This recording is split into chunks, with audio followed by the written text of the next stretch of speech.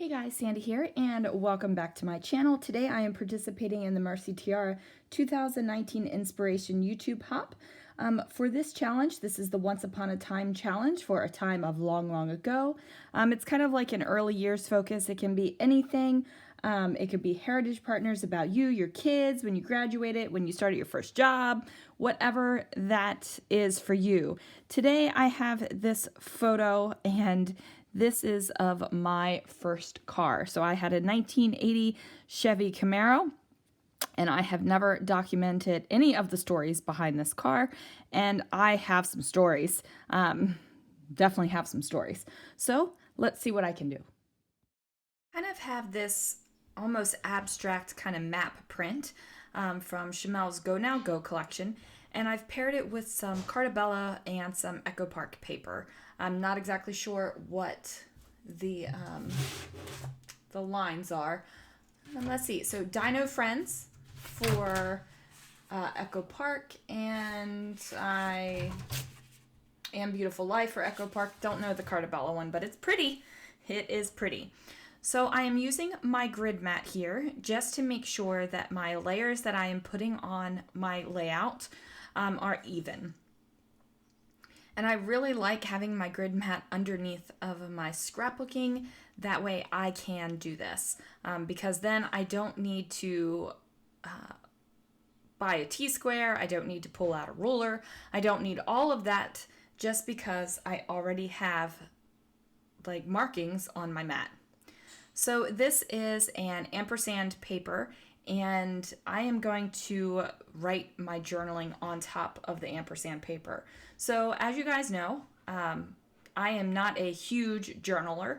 It has turned into where I have multiple layouts for the same event usually, so I journal a little bit across all of the pages. However, for this challenge, this is specifically a journaling challenge for like a beginning event, or back to your roots, or a long time ago, any kind of prompt in that way that you're looking at it as.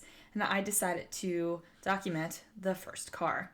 So I am making sure that I have a lot of space for journaling.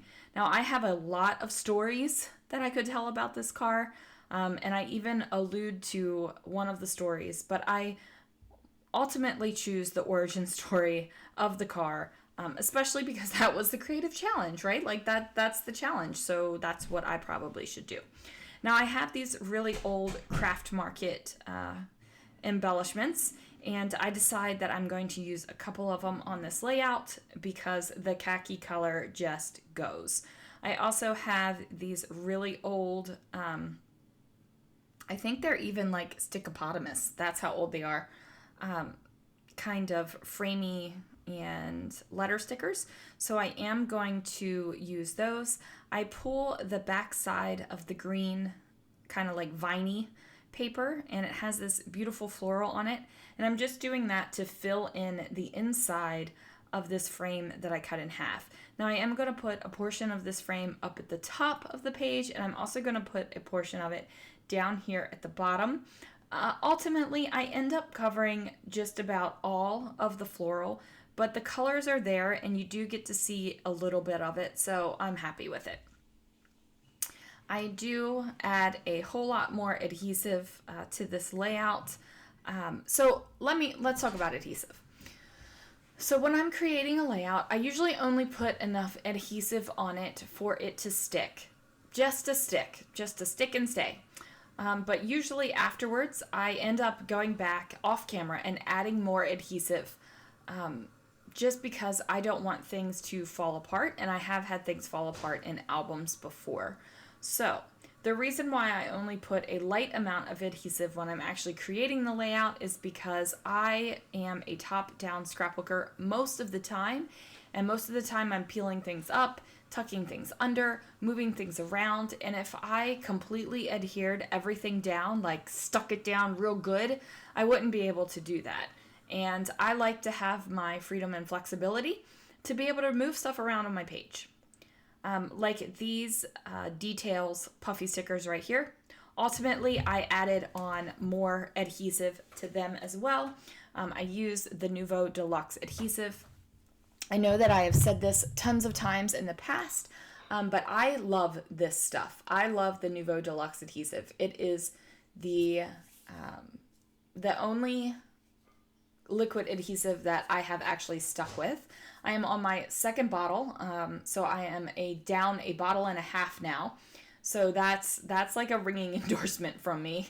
I mean, if what I say means anything, but I love this stuff. So it's quick drying, it's clear drying. It just works. It just works for me. So as you can see, I'm filling in the other half of that frame thing and putting it down here on the bottom of the layout. Now this photo is a little bit of a funky size, and this photo was not cut down, it wasn't trimmed down. Back in the late 90s, this is the size that the photo came in. So that's what I got.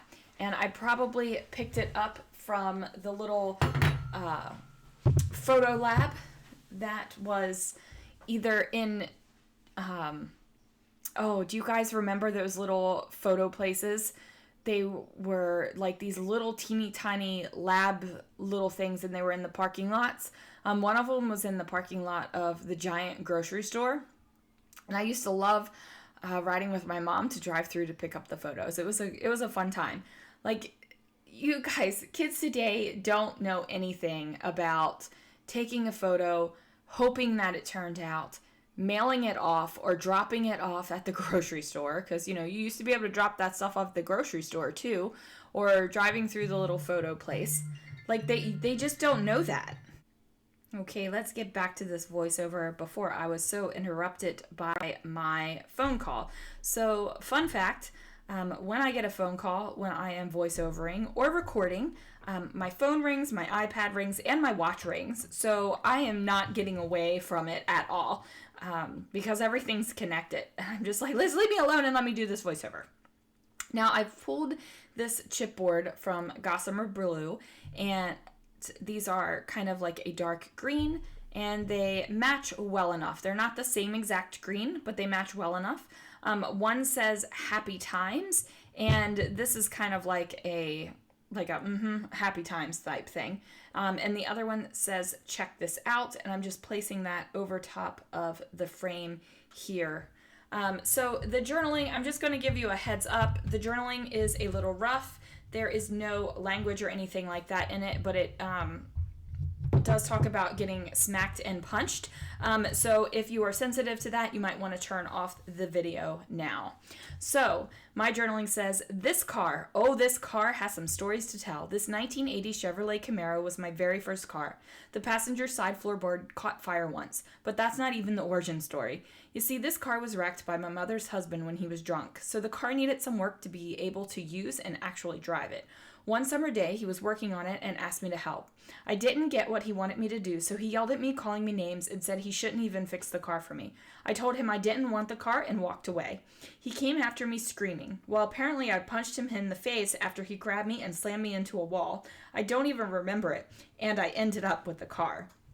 So, my mother's husband, he is no longer in this world, was a drunken somebody, and I don't remember punching him in the face, but apparently it hurt, so I packed a walloped.